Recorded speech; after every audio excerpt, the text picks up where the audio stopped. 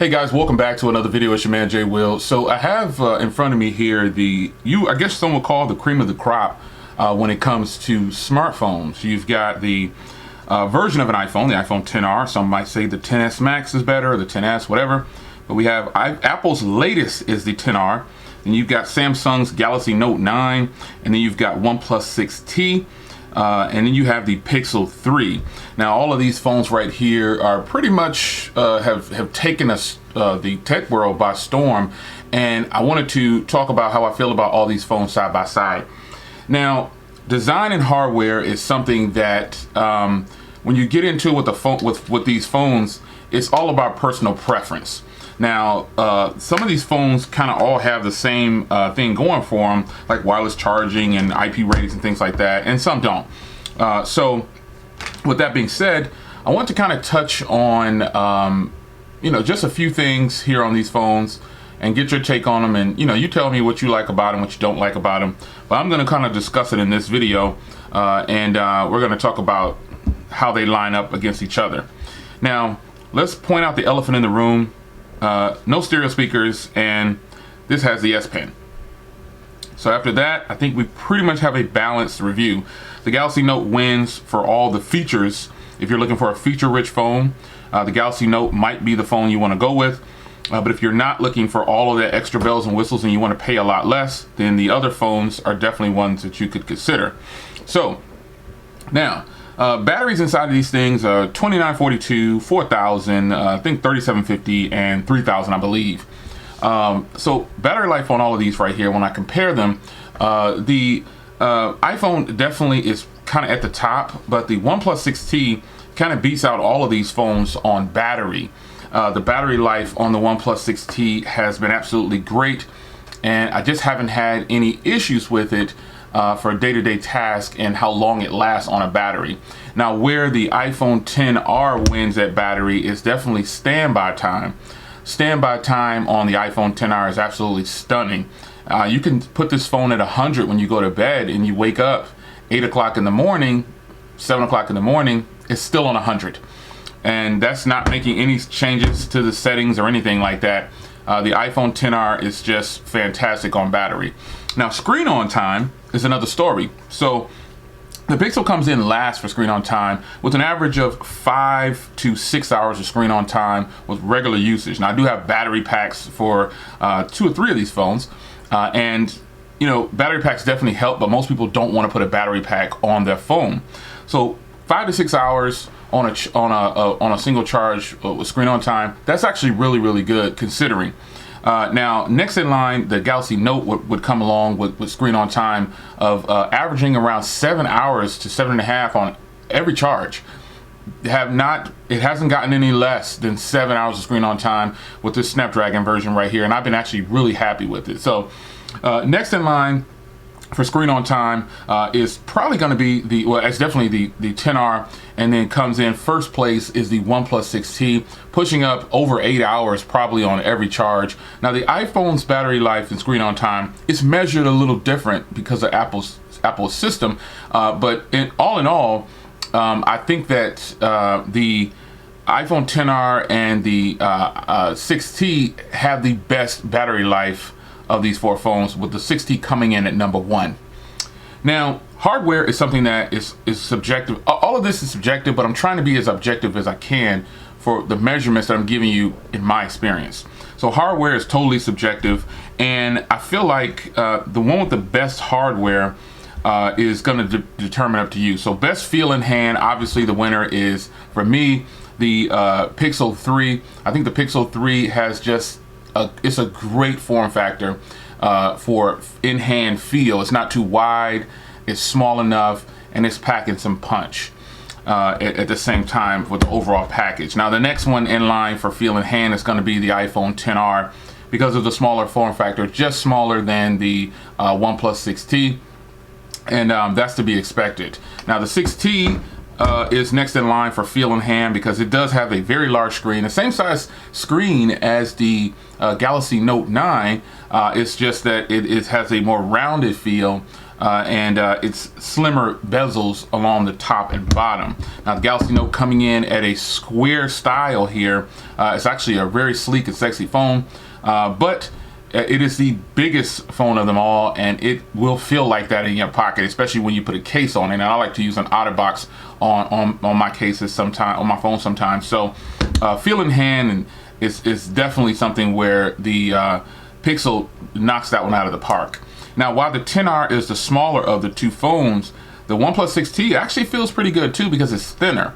The 10R is a very chunky phone, so it's very wide too, so that might be a factor to you as well. So the 6T coming in at a more narrow feel, it might be better for you.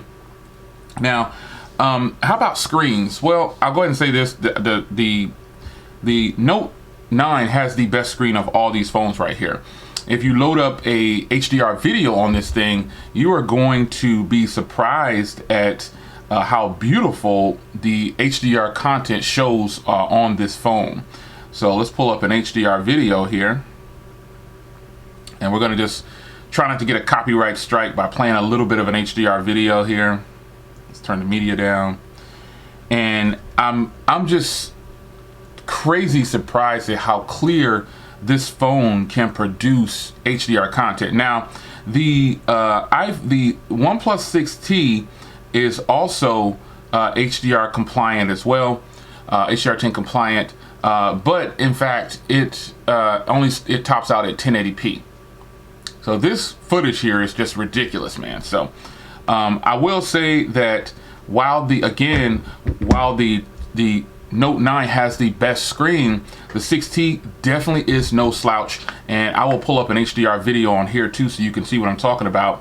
It's really solid, to say the least.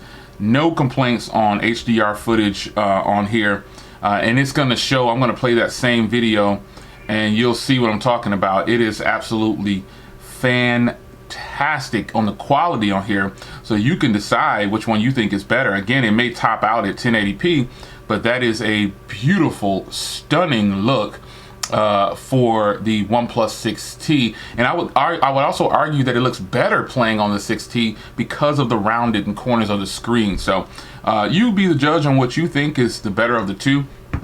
But of the screens, the Galaxy Note 9 definitely has the better screen of all of these, and that's just what it is. Quad HD 1440p HDR is absolutely stunning. Now, while we don't watch videos like that all the time, it's great to have that option to be able to do so. Yeah. So an area where the iPhone XR wins, in my opinion, is video recording, hands down. The video recording on the iPhone XR is absolutely stunning. I mean, to me, it's better than all three of these phones over here, and that's just my opinion. If you have all these phones, comment down below. I would love to get your take on it. But the video recording on the iPhone XR is absolutely great. I mean, it has this 12 megapixel camera on the back here, and it is fantastic for video recording. I'm blown away at how well this camera does. Now, obviously, this is the same footage from the 10s Max and the 10s, and possibly the 10. But what I will say is this costs a lot less than all those phones named, and you're still getting that same powerhouse camera on the back. So video recording is great, and if I had to rank these for video recording, I actually have them in line just by chance of video recording. I think the 10R is better than the Note, and the Note is better than the 6T, and the 6T is better than the Pixel for video recording. Now, for photos, I think I kind of have it laid out the same. The Pixel is the best for photos, in my opinion. The OnePlus 6T is kind of a toss-up between these two, and then comes the 10R. So kind of, yeah, I think I do have it kind of laid out in the right way, for my taste, that is. Now, how about performance? Now, all of these have the Snapdragon 845 inside, so I could load up a benchmark on all these phones, and the 10R would slaughter all of these. It would come in at a 300 plus on the benchmarks. But does that mean that it's the better performer? Absolutely not. All it means is that it can score higher on benchmarks. But where the iPhone does win is that smooth fluidity of flowing through the screen.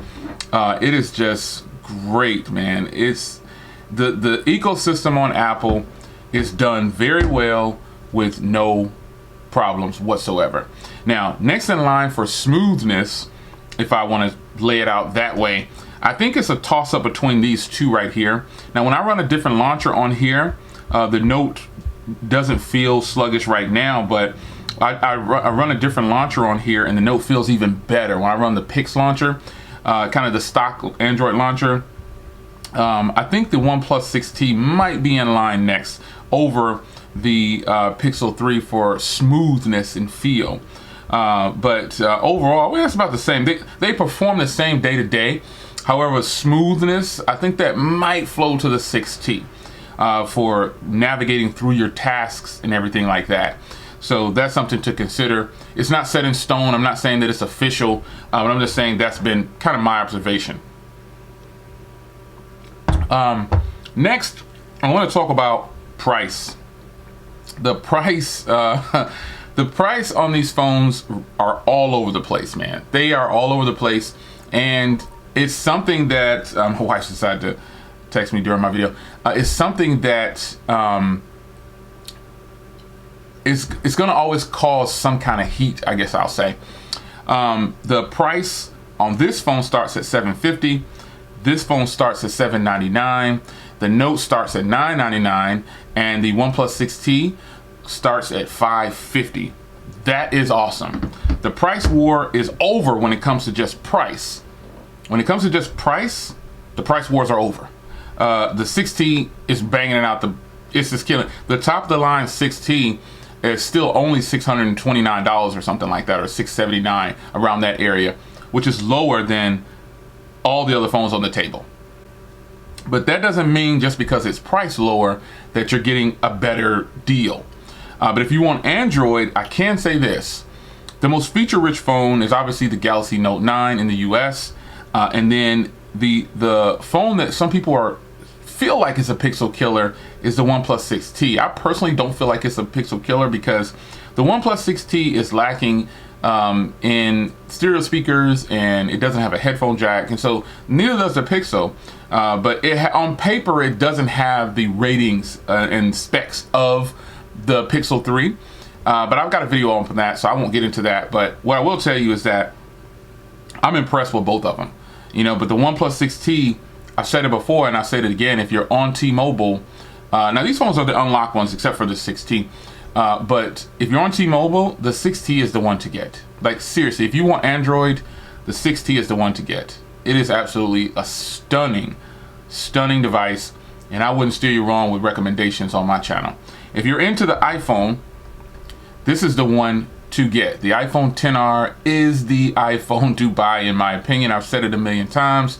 I think the iPhone XR is just a win-win for the price and for all the functionality that you're getting. You get those same cameras, everything. Yeah, it's a great deal. If you're living unlocked, Team Pixel is definitely an option for you. Again, the only drawback to this phone to me is the price. And they have that one software issue with recording. I'm sure that'll be fixed later on. But the only drawback I've found is the price on the Pixel. It's just priced a little higher than some people think it should be. But I think this is a fantastic phone, and I always have been. I'm going to continue to rock with Team Pixel because I really feel like this phone is going to be great once the price is cut by 150 bucks. And I'm speaking in terms of the masses. The masses want to see this. I'm not saying this is what I need. Now, do I want to pay $800 for this phone? Absolutely not. But if they cut the price by $150 and cut this price by $150 as well, these phones will take off and fly off the shelves. But the great part about all the pricing wars and all that, you can find promos.